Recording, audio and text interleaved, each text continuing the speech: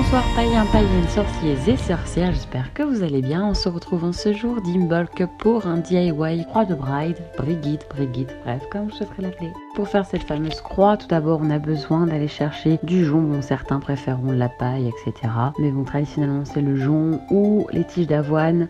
Donc pour le jonc, si vous avez des prairies alentour, des prairies très humides, voire marécageuses ou sinon près d'un lac, vous retrouverez ces tiges rondes et non plates avec des petites fleurs qui semblent mortes à leur pointe par gros tas tels des herbes de la pampa. Mais non, c'est bien du jonc. Pour ramasser celle-ci, comme d'habitude, il ne suffit pas de faire le sauvage. Si vous avez une fossile, enfin une boline, privilégiez-la. Sinon, des ciseaux, ça fait l'affaire.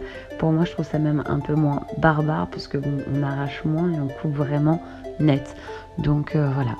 Avant de prélever quoi que ce soit, eh bien, je me mets un petit peu en harmonie avec celle-ci.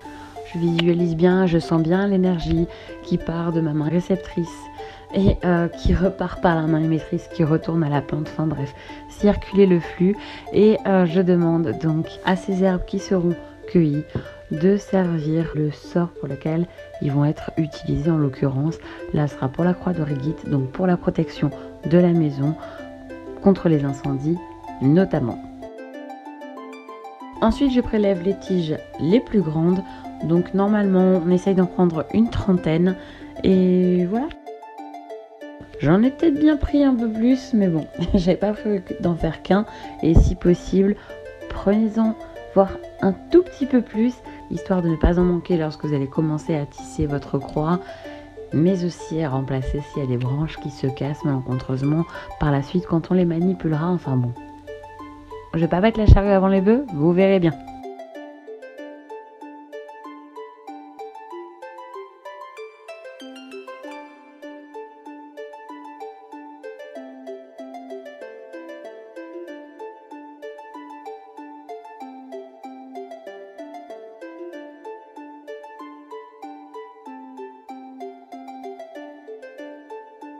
Pour les couper, oui, je prends bien à la base. Je vais pas dans la terre non plus. Mais bon, je prends le plus possible à la base pour essayer d'avoir le plus de tiges vertes possible sur la longueur. Parce que ce sont bien sur les tiges vertes qui m'intéressent pour faire cette croix de Brigitte. Et allez hop, on repart à l'intérieur pour aller tresser tout cela.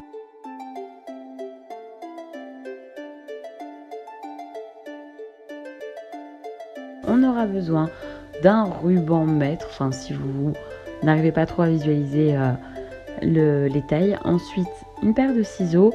Et si vous avez privilégié plutôt des petites pinces à cheveux, enfin petites, moyennes pinces à cheveux, sinon pour avoir je pris 4 élastiques. Voilà, ça faisait très bien l'affaire. Et ensuite, donc on fait le tri parce que bien évidemment, parfois il y a des branches qui sont vraiment pas tip top, qui se cassent facilement, donc qui sont plus très vertes jusqu'à un certain point, et du coup on n'a pas de longueur verte suffisante pour tresser par la suite. Donc voilà, on fait le tri. Ensuite on réunit le tout, et bien sûr au niveau de la base, là où c'est le plus vert, on tapote un petit peu tout ça pour toutes les mettre au même niveau. On relâche bien, donc oui, parfois il y en a qui tombent, bah, c'est pas grave, mais voilà, on tape bien en ne serrant pas trop le paquet pour qu'elles puissent toutes être au même départ. Comme ça, ensuite, vous regardez à peu près 40 cm. Normalement, c'est environ de 30-35. J'ai préféré prendre une bonne quarantaine de centimètres pour pas manquer. Et je coupe à ce niveau-là pour retirer tout ce qui ne servira pas à faire la croix. Alors si vous voulez, vous pouvez toujours commencer à préparer les herbes avant de l'utiliser. Donc pour ça, il suffit de les aplanir en pressant. Puis en même temps, ça vous permet de voir voilà, si elles sont un peu plus friables ou non, enfin si elles s'arrachent dans la longueur, sinon vous les jetez. Alors pour commencer, je vais vous montrer une technique assez simple de la croix de Brigitte. Il y en a qui commencent la base en faisant un peu comme une tête de Scooby-Doo. Mais voilà, cette année, étant donné que j'ai trouvé le jonc assez sec, j'ai préféré ne pas l'entortiller de trop. Donc quand vous les préparez, vous pouvez très bien aussi bien les aplanir et les plier en deux avant de vous lancer dans votre croix. Surtout si la première fois vous en faites une, vous ne vous sentez pas à l'aise, etc. Préparez en amont, mais gardez-en au moins une droite pour cette technique de croix de Brigitte. Donc voilà, je garde une tige droite et donc une tige que je plie en deux et que je vais glisser jusqu'à la moitié de la tige droite. Ensuite, je prends une autre tige que j'ai à nouveau aplanie, mais je suis placée parce que ça n'apparaît pas à l'écran, que je plie et par en dessous, par le bas, je vais donc la replier sur la tige qu'on a pliée au préalable. Donc si vous... Je pense que vous comprendrez mieux en image. Et donc on va continuer ainsi de suite, c'est-à-dire que celle qu'on vient de mettre, on va la tenir et on prend une autre tige qu'on va plier autour et ainsi de suite. C'est-à-dire que hop, dès qu'on a rentré une nouvelle tige, dès qu'on a plié une nouvelle tige sur notre croix, c'est sur cette nouvelle tige que l'on va rajouter une autre tige de jonc, pliée toujours. Donc voilà, je vais vous faire quelques zooms pour que vous puissiez voir un peu plus en détail. Mais bon, là on est en train de faire la base, c'est-à-dire les 4 premiers points. Si vous voulez, vous prenez votre élastique et vos pinces pour maintenir les tiges à partir de ce moment-là entre elles. Et chaque fois que vous en rajouterez une, vous la repincerez avec les autres. Mais si vous vous sentez un peu plus à l'aise, donc moi pour commencer, je ne tiens pas par la tige, je tiens par le centre. Une fois que les 4 premières sont ajoutées, on fait ce qu'on appelle un deuxième tour.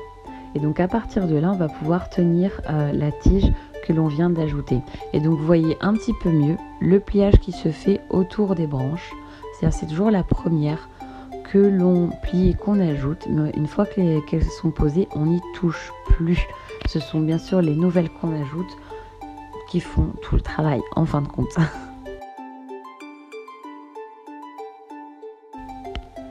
Et donc on tourne et on tourne et on tourne au niveau de la croix. Voilà, dès qu'on a posé une branche, on la tient avec les branches dans lesquelles elle s'aligne. Et on en rajoute une par au-dessus. Et du coup, on va tourner. Et donc, quand je vous disais par en dessous tout à l'heure, c'est comme ça me permet de tourner dans le sens inverse des aiguilles d'une montre pour vraiment chasser ce qu'il y a de mauvais dans la symbolique. Et pendant tout le temps qu'on fait ça, on visualise bien évidemment l'effet protecteur que va avoir la croix sur notre maison.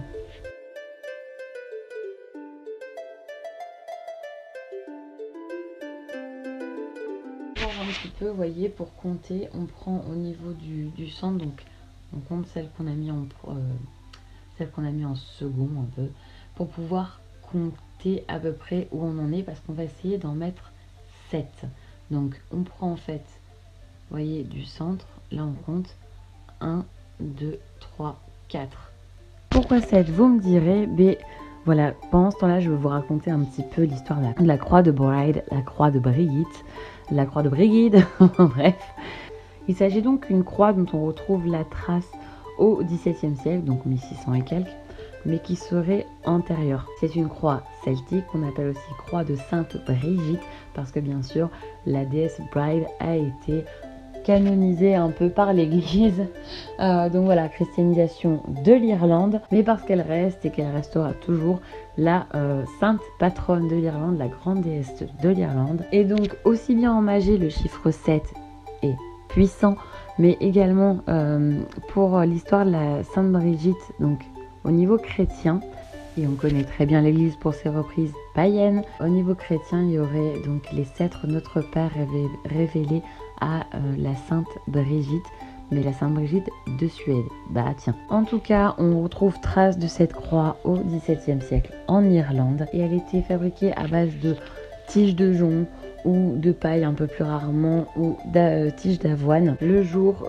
d'Imbolc, soit le 1er février, et elle était donc accrochée aux portes pour préserver la maison des incendies tout au long de l'année, donc jusqu'au Imbolc suivant. Il est vrai que beaucoup de païens et même les Wiccans ont conservé cette tradition en la mettant dans la maison et en faisant une à chaque Imbolc. Bon, après la petite histoire, on en revient à notre DIY, donc voilà.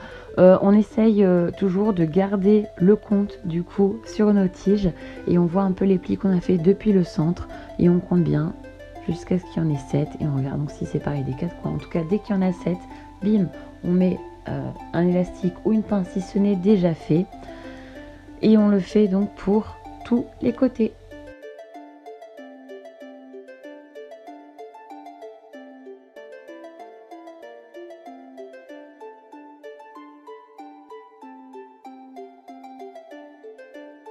N'hésitez pas à resserrer régulièrement pendant la manœuvre ou moi je resserre encore une fois à la fin, je décale un peu l'élastique. Je mets un coup de raffia. Si vous avez le jonc hyper souple, vous pouvez faire un nœud avec le jonc. Mais c'est vrai qu'au moins avec la raffia, moi j'ai pas peur de vraiment serrer parce qu'il faut savoir qu'une fois que ça sèche, les tiges de jonc sont un peu moins larges par expérience et du coup c'est un peu plus difficile de faire tenir les petits nœuds alors qu'en serrant bien le raffia et en les remontant au fur et à mesure du séchage, ça va mieux. Donc voilà, on remplace la croix de l'année dernière par celui de cette année. En tout cas, j'espère que cette vidéo vous a plu. Si c'est le cas, n'hésitez pas à mettre un petit pouce bleu, ouais, celui vers le haut, histoire de m'encourager. Et puis sur ce, je vous dis à très bientôt, joyeux Imbolc et surtout, soyez bénis.